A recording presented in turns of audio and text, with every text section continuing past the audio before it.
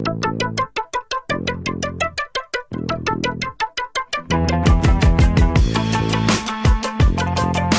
it is. Peace. Donovan Bailey running things on the airwaves. Jason Portuondo alongside the man himself, Mr. 984. And by the way, a lot of people don't realize this, but 984, the 84 year he was born, and the 9, the month he was born. So there you go. People didn't know that. Everybody always thought it was something else, right? So September of 1984, right? You're looking Who's good. that? Your birth date and everything, right? My birthday is September of 1984. Yeah, that's what 984 stands for, right? What the hell is wrong with you? I don't know. They just keep saying you're like Benjamin Button. You're going backwards in age. How old would I be then, Jason? How old would I be? How old would I be? That would make you some 31 years of age. Right? Yeah, I'd be young. 37, depending on when your actual birthday is, right? So, dude, I wish my birthday is December 16th, not 1984, though. I tell you that. Well, I'm just trying to work a thing, man. Just leave me alone. Let me work a thing. Yeah, we know. So, what does that make you, by the way? Capricorn, Sagittarius. What are you? No, I'm. Listen. First of all, Sagittarius. First of all, this is sun-drenched Jamaica face, so this is not aged at all. So yes, oh, by the way, it makes me a Sagittarian. I'm all Sagittarius, dude. Sagittarius, okay. I'm the real one. Yes, and I see you repping your red and white. I am wearing. Listen, I gotta wear. Listen, I gotta wear the Canadian flag, man. Come on, you know that. I got it. I'm in Jamaica wearing the Canadian flag. All right. Well, we're gonna talk a little Ethan coming up on the show. We'll talk some Andre, some Aaron, and also under the letter A, some Audrey. So we got some Canadian content we're gonna talk about, but.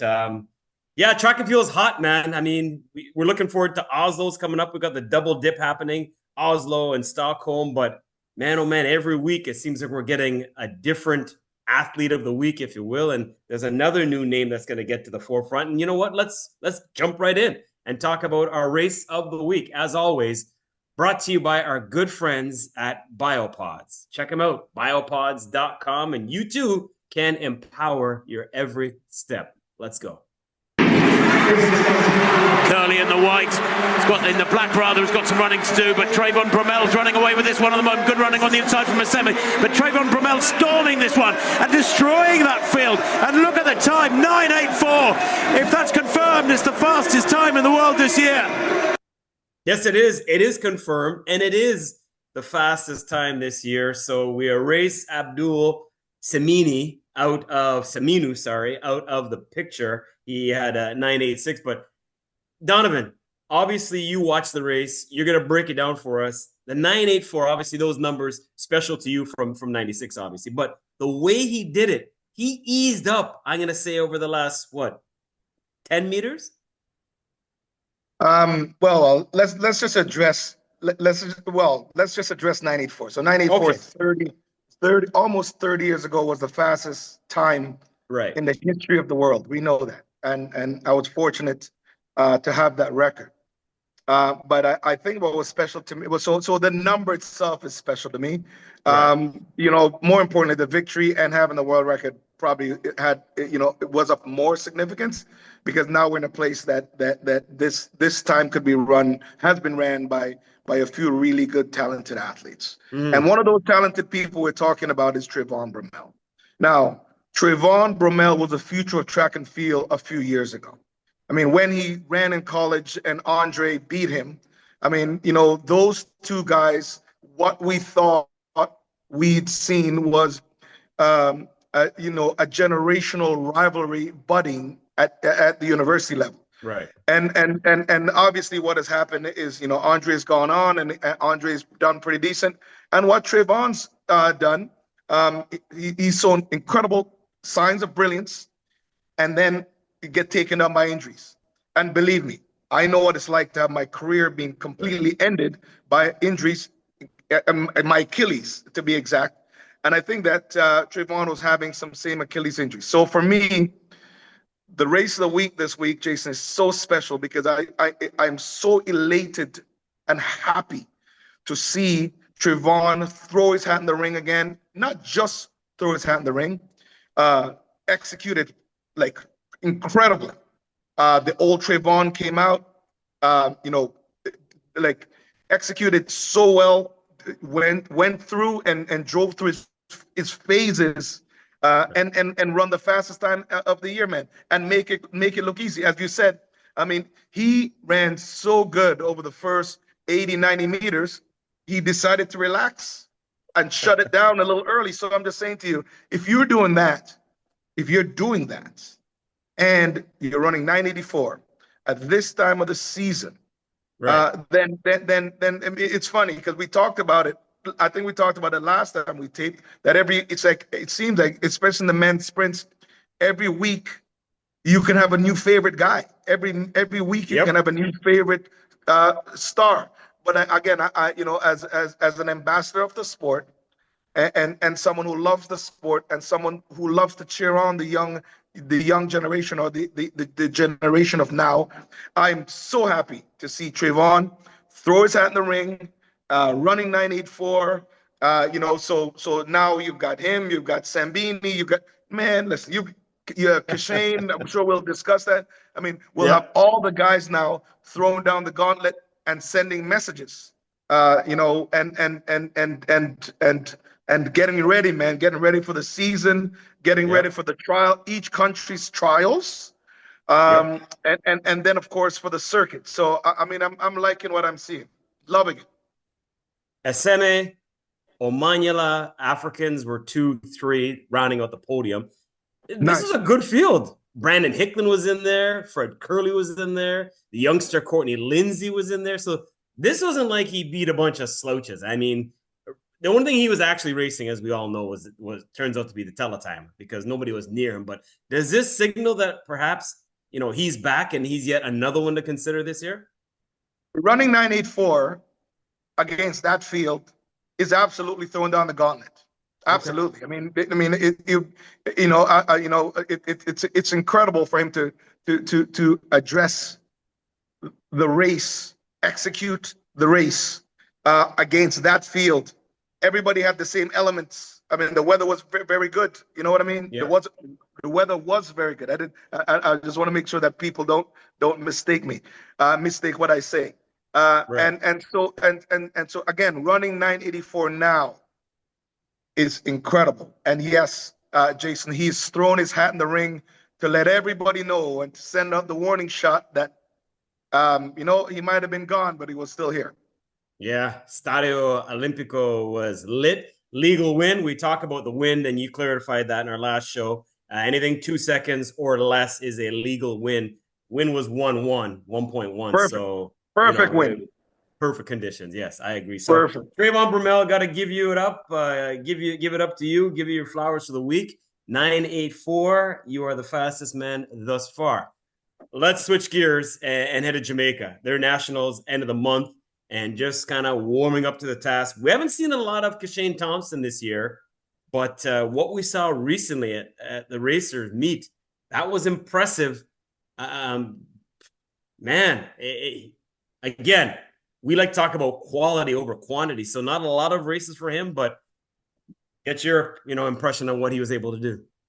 Well, I want to go and see Kishane live, because I wanted to kind of see and understand kind of how his execution goes. I mean, one of the things that I believe, again, I'm not coaching from this side too. I mean, I'm also not criticizing.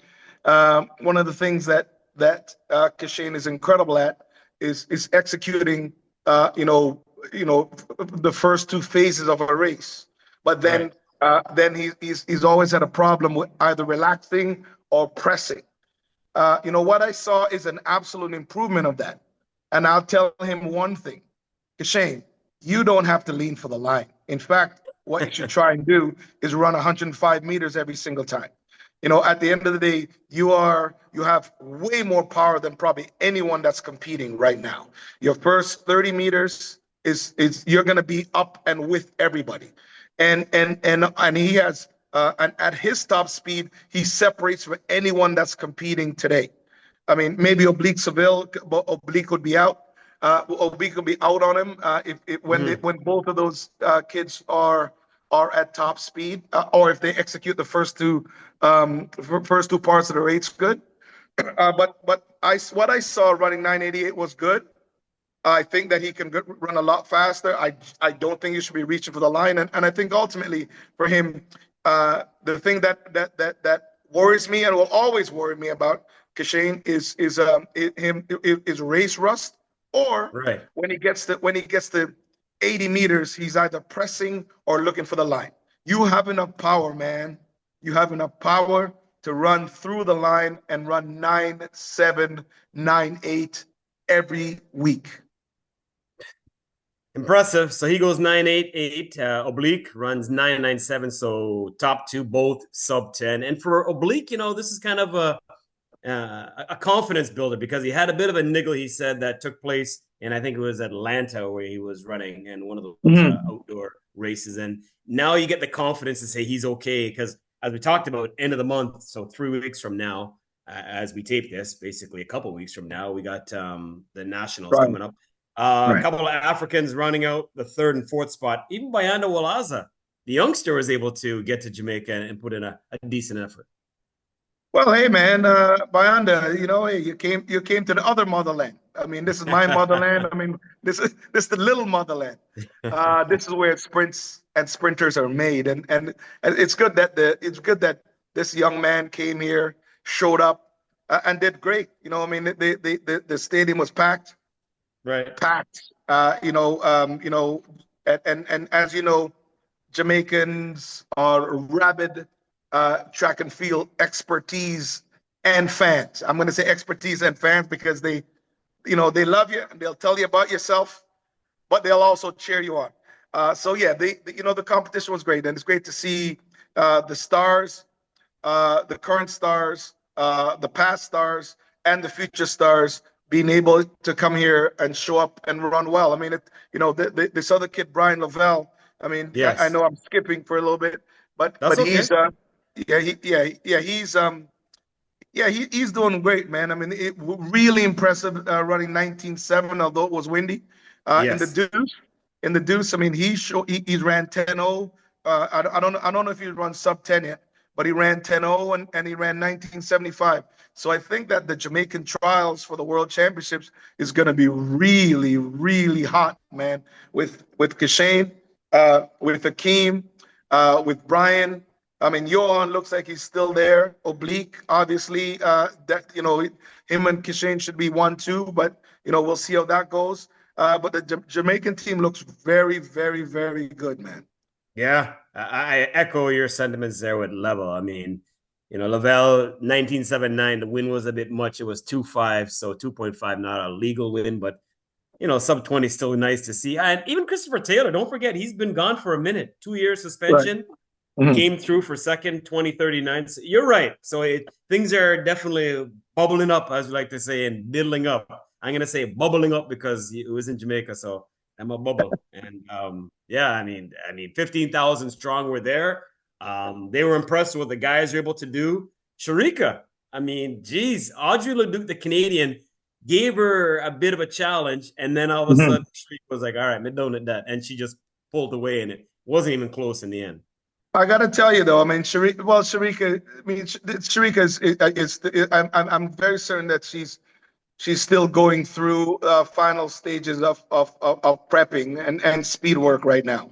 I really was impressed with Audrey Leduc, so shots out of her. The fact is that Audrey, you're no longer an amateur, you're a pro now. So the fact that you stepped up and you go against the fastest 200-meter, one of the fastest 200-meter women in the history of the world, and you showed up, that's excellent. Shows that the Canadian Championships is going to be yours. Trials is going to be yours. And I'm looking forward to seeing what you're going to do in the 100 and the 200 at Worlds, man, because, you're looking good too. Yeah, I was impressed. I was watching the race and I was like, wow, she's hanging with her. She's going to give her a run here. And then at the end, Sharika just pulled away and did what we were expecting her to do. 22.53 was the time. Win was legal. So she continues to prep and head in the right direction. Should mention as well, we're not seeing Shelly Ann. We're not seeing, some of the other runners that hoping to see. Elaine, right? Shelly-Ann, Elaine, right. and Well, Jason, here's the thing. I don't know, man. It's a very weird year. I'm not really yeah. concerned with that. You know what I mean? Okay. I'm not really like. Here's the thing. Both of those ladies have to make the Jamaican team. Right. So they have to go to trials. So we have to see them run. You know what I mean? Yeah. And so because of both of their times from last year, they qualified to go to trials. Now that Jamaican team is going to be crazy to make because you have so many stellar young athletes, current athletes, and some of those and a few ladies that's going to just jump back in the race again. So I mean, I don't know. I mean, with Elaine, I really want to see what she's gonna do because you haven't heard much from her, and she's away training in the U.S. Yeah. With Shelly-Ann, it's her last year, but Right. Shelly-Ann will never. And she also had the red. She ran fourth at the Diamond League, right? Third or fourth. Right. Whatever it was. I mean, I'm not really concerned, man. I mean, I think that the bottom line is Shelly-Ann's proven over the years that she is very resilient. Injury or not, she's going to lay it all out in the track. So, I mean, I think that she'll make the team for trials. I believe so. Very interesting about Elaine. I don't know if she's still injured. I don't know what's going on with her. But I want to see her also get there and show up and show out. You know what I mean? Or if not, find out if she's taking the year off to get ready for Worlds next year or the Olympics in 2 years. Not sure. Yeah. Okay. Well, we didn't see Shelly-Ann. We did see the Clayton twins, and Tina was able to win. Only one to go, sub 11. So the race didn't exactly light it up time wise. Tina Clayton won in 10.98. Jacia Sears, the American, was second, 11.04. Lana Reed, another young and budding Jamaican, was third there. Well, here's the thing. Again, I think that we all get completely spoiled on sub 10 for men and sub 11 for women in every single race. Right. And at the end of the day, Jason, I mean, I'll tell you now, they're tapering. They're tapering right now. They're tapering speed. They're tapering. Oh, that's my phone ringing. Yes, people, I'm still doing all kinds of stuff. That's okay. Live. Yes, that's my phone ringing. Did your assistant get that, Mr. Bailey? No, there's no assistant to get anything. I mean, and my housekeeper certainly is not here. But anyways, listen, I think that we get to let me get back to my point. I think that we get very spoiled. Obviously with Sambini and Bolt and Safa, all these guys, the sub 10 kings, and then you have the sub 11 queens. Everyone gets caught up in it. A lot of these athletes really are tapering now. The World Championships is in September. There is no way that there's no way you can peak today and then run the circuit, get on the Diamond League circuit and then peak again. So I think that the coaches, the coaches of all of these professional athletes are trying to maintain and manage their schedule as best as possible, because what you have to do is two things. You have to make the team, and then you have to be at Worlds at your best. So I think that some of the times that we're seeing, you're not seeing world record breaking times right now. I mean, that's kind of how it is, man. I mean, I've been there where we have to manage the season, manage my schedule, and also be ready as a star to go to the World Championships or the Olympics in preparation to win. So yeah, all of this now is about preparation. That's really all it is. Yeah, no, you're right. And you know what? Anytime you have a track sport, people love to see the fast times. You know 100%. What? The money is no different, whether it's fast, slow, in between, as long as you win. That's all that matters. And yeah, so you're right. Shelly-Ann, hopefully we see her. I think Doha is where you're asking. I think she finished fourth there, so we haven't seen her since. But I do want to quickly touch on Anavia Battle. I know she's not for some a household name, Mm-hmm. but she's starting to be. She's undefeated this year. She's won a couple hundreds, and I think she's won 4 in a row when it comes to the half lap. I know she's not lighting it up, and she's not, in the names of Sharika and Gabby or Julian or whatever, but she's quietly building a very nice 2025, and I don't think we should sleep on her. Hey, dude, she's one of the top sprinters in the world. Yeah. I mean, I don't know. She's one of the top sprinters in the world. And first of all, she's undefeated. Let's talk about that. The U.S. team is not the U.S. team, and she's also competed against real stars. And like you said, Jason, she's probably not a household name yet, but she's gonna make it. She's gonna make it there. And I think that that U.S. team, that battle with her and Melissa and Gabby, it's gonna be crazy. I mean, like her, the deuce is going to be incredible for her. The one is going to be incredible for her too. So I'm looking forward to see what she's going to do. Tell you what, keep that name in the mix, Anavia Battle. I'm telling you, it's hard to argue with perfection. Some are going to say, oh, she hasn't raced this, or I don't care. She's perfect. Got to give her some love. So congratulations on that. Before we get to our version of what we like to call the stretch run here, the anchor leg, I want to just pick your brain on a few things because Oslo's right around the corner. Another Diamond League event. I do believe stop 6.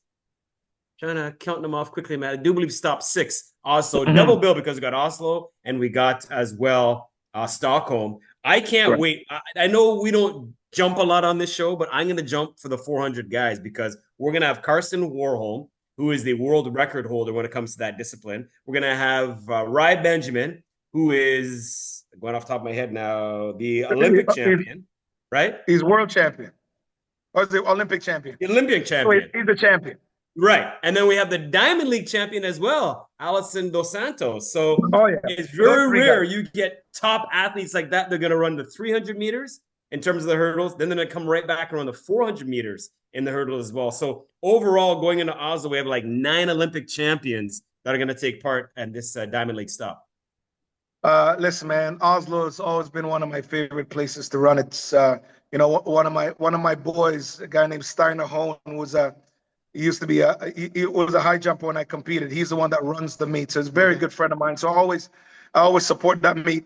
And I mean, you know what? The Norwegians are amazing fans. I talk about the Jamaican fans. Bislett games will be packed to the rafters, whether it's snowing, raining, or it's going to be 90 degrees. It doesn't matter. Those guys are incredible. So Oslo has always been one of my favorite places to run, and of course, I mean, they're son of the soil, man. They're son of the soil.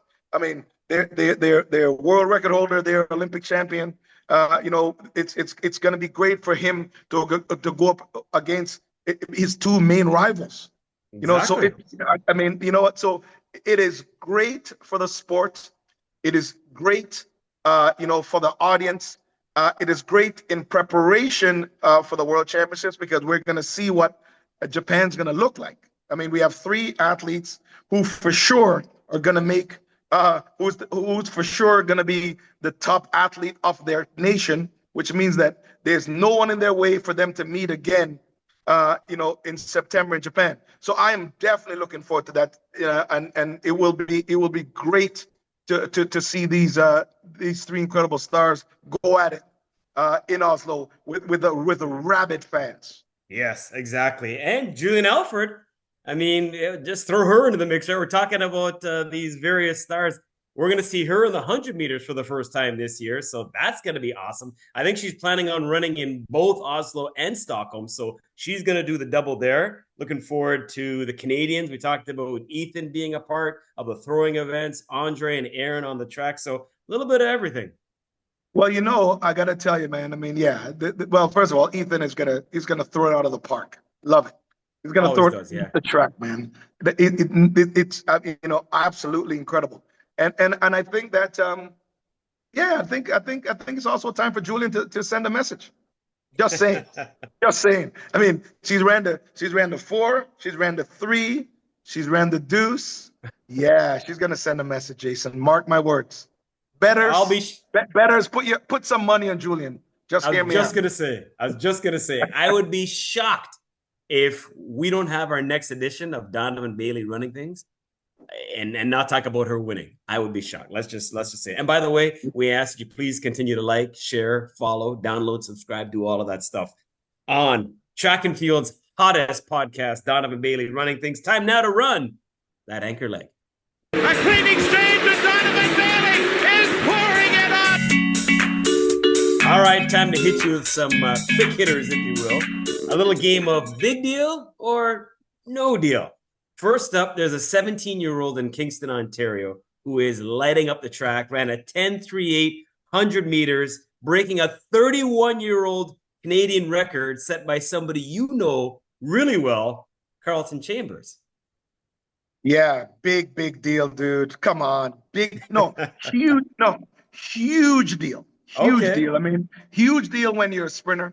Huge deal when you break a 31-year-old record. He's got an incredible future.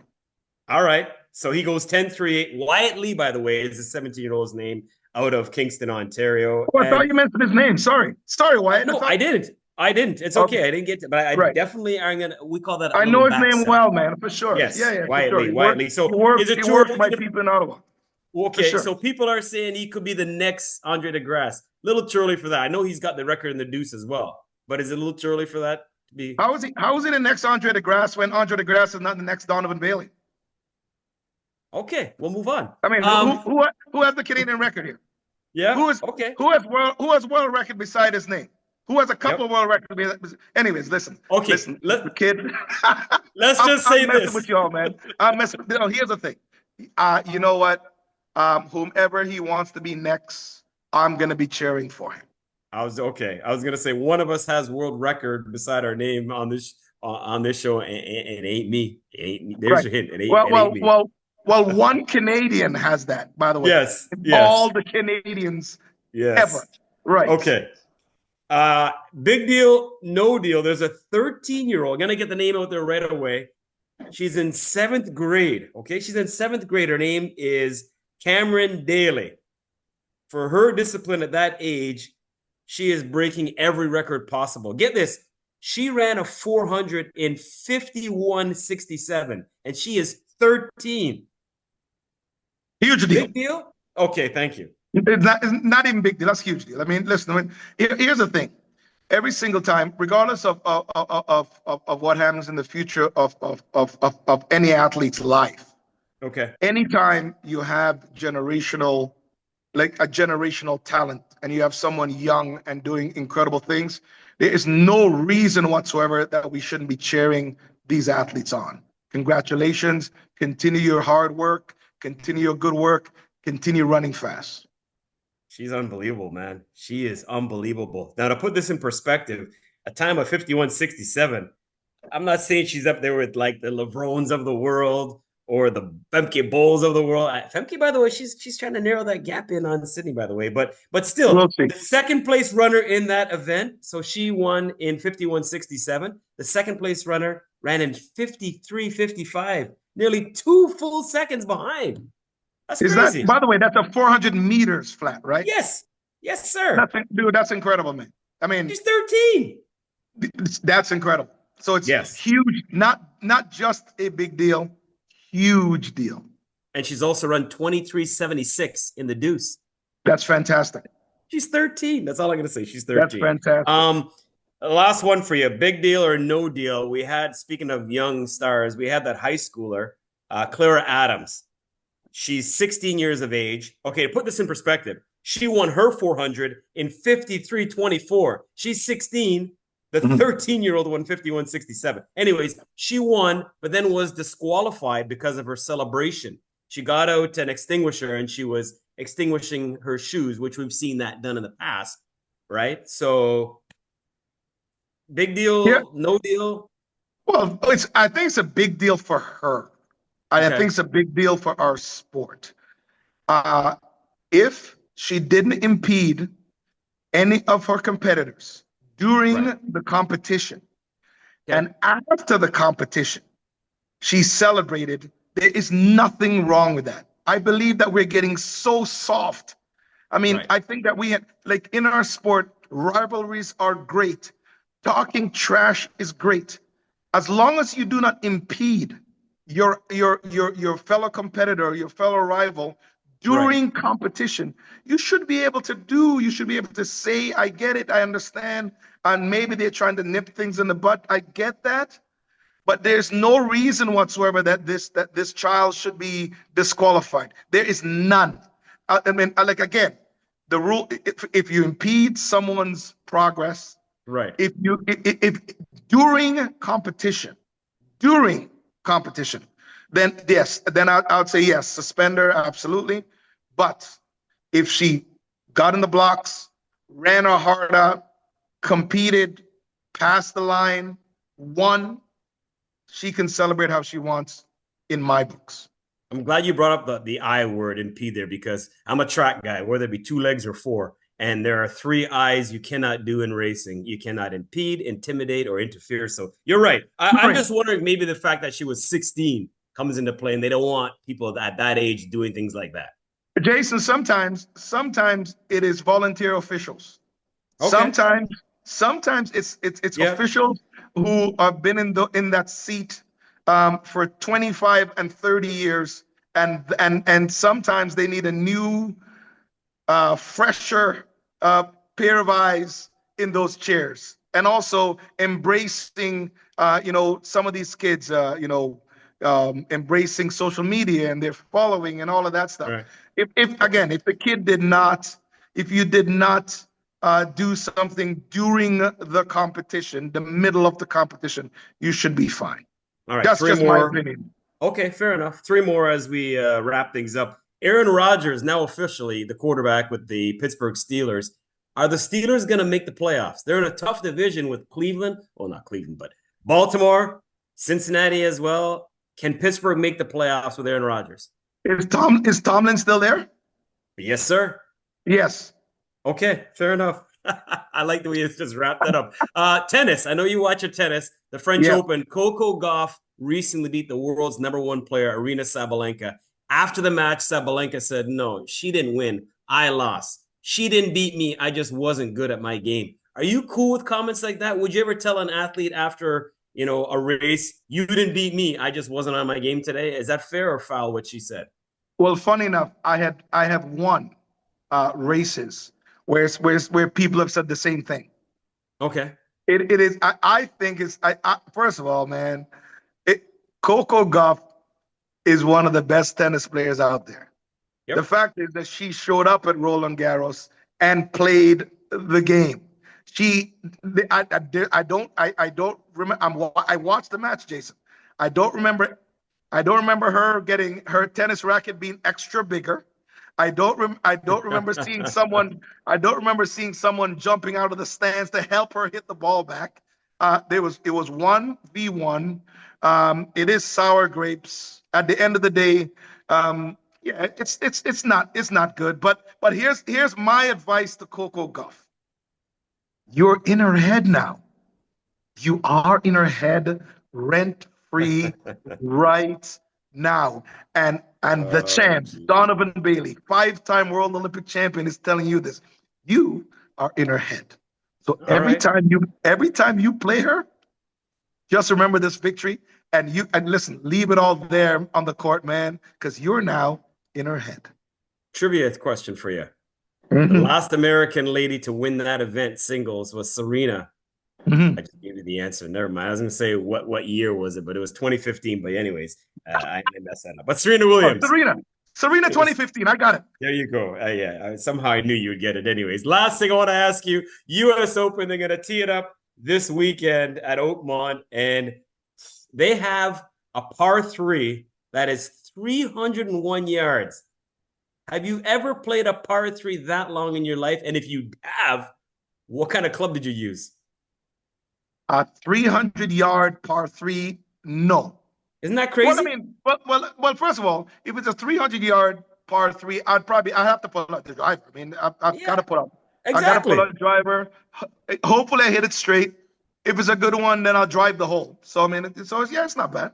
That's crazy. Like the average driving distance on the PGA Tour, I think, is 300.9. So it's a little bit under the 301 yards that hole has to offer. But anyways, I think it's ridiculous. I'd be driver. But Jason, again, you know I can hit it 300 yards. It might not go straight. Yeah, no, I'm not saying that, but I mean 300 yards for a par 3, that's ridiculous, man. We had one at the Canadian Open just last week was 112 yards or something like that, the rink hole. Yeah, we all know that the par 3s are supposed to be about finessing around the hole, right? We know. Yeah. But maybe they're testing the powers of these young, brash, long hitters, dude. 300-yard par 3, yeah, that'd be tough. I'm just saying to you that, I have to see the hole itself, but yeah, that's a tough par to get. Okay, last question with that event, Scotty Scheffler. He's the favorite at plus 275. That's a pretty low number. We haven't seen numbers like that since Tiger Woods was around. If I gave you some money to make a bet, you taking Scotty Scheffler or you taking the field? Oh, Scheffler, man, he's been one of the most consistent golfers. He's been one of the most consistent golfers for sure. So I definitely I'll put my money on him. All right, time now to head to my favorite hole on the golf course. That is hole number 19, where we enjoy a nice bevy and a nice steak. I said steak because that's all you seem to eat. Again, we appreciate the support. I ask that you continue to like, share, follow, download, subscribe. I am Jason Portuondo. As always, thank you for the company. This is 3 straight weeks. We've done this 3 weeks in a row. And he's Donovan Bailey. Do your thing, man. I got it, man. I got it. Yep, we're heading there. We're heading there, and we're going to continue. Thank you, and see you next week. Peace out.